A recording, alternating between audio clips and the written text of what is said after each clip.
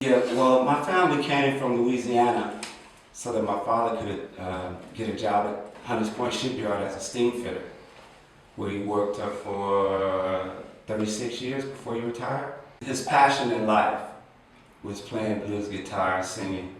When he realized that he couldn't really make a living at it in Louisiana, he decided to come out to San Francisco and get a job at Hunters Point Shipyard, where he worked as a steam fitter for 36 years and loved it.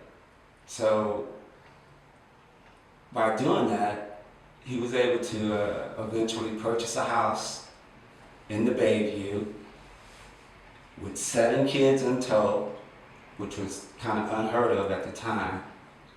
And I'm still living in that house 60 years later.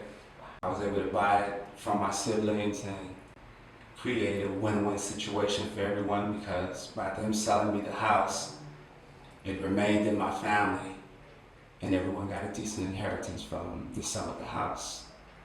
And I think a lot of people don't know that the Bayview-Hunters Point, District 10, had the highest percentage of home ownership in all of San Francisco. So I'm proud to be in the Bayview. How I got into the arts was coming to Joseph Lee Gym, which is 2 minutes from here. And there was always guys playing congas outside of the gym, where we would go in and play basketball and run around as kids. Well, you know, originally I wanted to play guitar like my dad. Father-son relationship, trying to learn an instrument was just too difficult, so I decided that I wanted to play congas. And I've been playing congas ever since. I've ran into some beautiful drum teachers, vocalists, dancers, and it's just been a beautiful experience for me.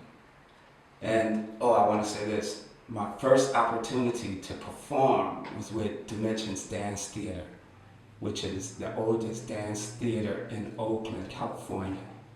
I had the pleasure of performing with them for 10 years. So, starting out, I remember running into, meeting Marcus Gordon and Tobaji Stewart, which was some of the guys really instrumental in bringing Afro-Cuban music to San Francisco.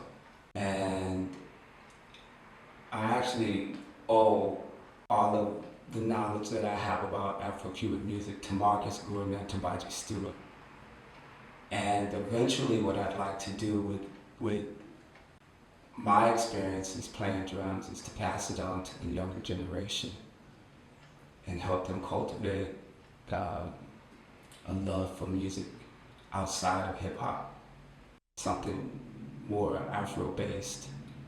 So, you know, as I reflect on childhood memories would be the times that my brothers and sisters and I would all walk to school or walk to church or walk home from church. My family was big on walking because there was no way my parents could pay for 7 kids to get on me. And as brothers and sisters, it really made us connect. And we had a lot of friends in the neighborhood, but as a family, we were our best friends, because we, just like I said, we did just about everything together as family.